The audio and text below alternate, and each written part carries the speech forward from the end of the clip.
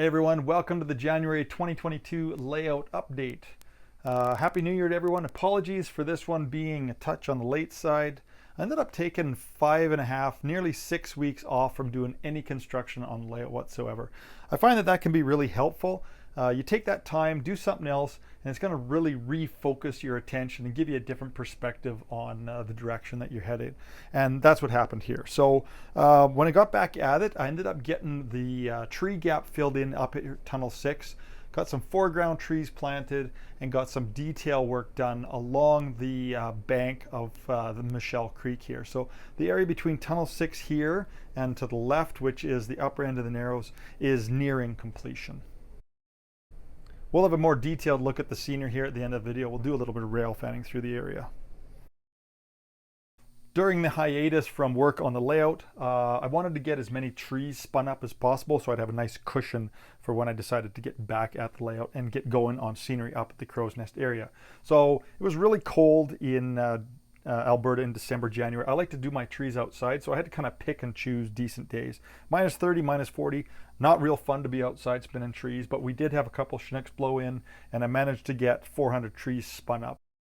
During that time, I was also running trains and came to the conclusion that for proper operations into the proposed Summit Lime industry that I'm going to build, I'd have to put a backtrack in at Crow's Nest. So I ended up getting a backtrack put in.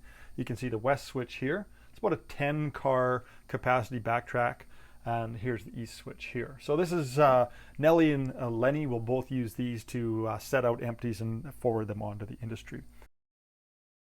I decided to continue on through the Crow's Nest area after the backtrack was down, and one of the things I had to take care of was getting the old backtrack scrubbed off here. This is all original 20-year-ago paint. Doesn't stand the test of time, so I had to go scrub it up, dub, coat of blue paint. Now we got a nice, fresh, clean palette to begin anew.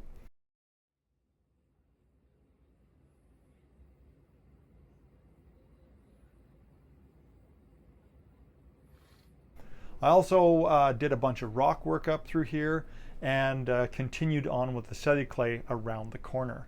Got a little bit of an interesting scenic highlight here that I got to take care of. Right above the locomotives is Highway 3, and between Highway 3 and the railroad is just spoil from the highway construction in, I believe it was in the 70s. So that's going to be kind of an interesting little thing to take on and trying to get the right feel of. I like to work in scenic blocks, so as we pan to the right, we're going to get into an area of old scenery. That's going to come out. You can see Highway 3 curving down, crossing over top of the tracks.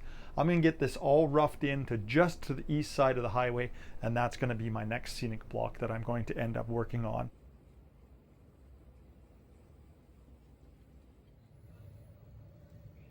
So let's get to some rail fanning here. This is the far west end of where I've been detailing. This is the upper crossing of Michelle Creek. 407's drifting downgrade through the rock cut. You can see that the trees on the right hand side in the foreground have really added an extra element to things.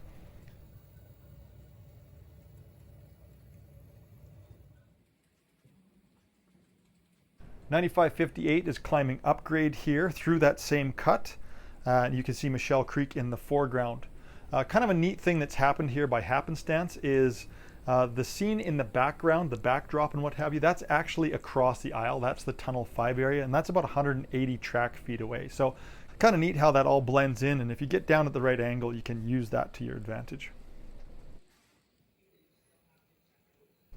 Look on the opposite direction from close to the same spot. 713's leading grain loads downgrade here out of tunnel number 6. The yellow in the background, that's the aspen trees directly above tunnel 6 portal. The middle of our train continues out of tunnel number 6. You can see the trees in the foreground have really added an extra dimension to this scene. And our DPU brings up the rear of the train, entering the cut, crossing the bridge over top of Michelle Creek, and passing through the Narrows. Really looking forward to February. I'm going to try to get some more scenic work done between the Narrows and tunnel number 7, and as well as continuing work along the Crow's Nest area. So anyway, that's it for this one, you guys. Thanks so much for watching. We'll see you in the next video.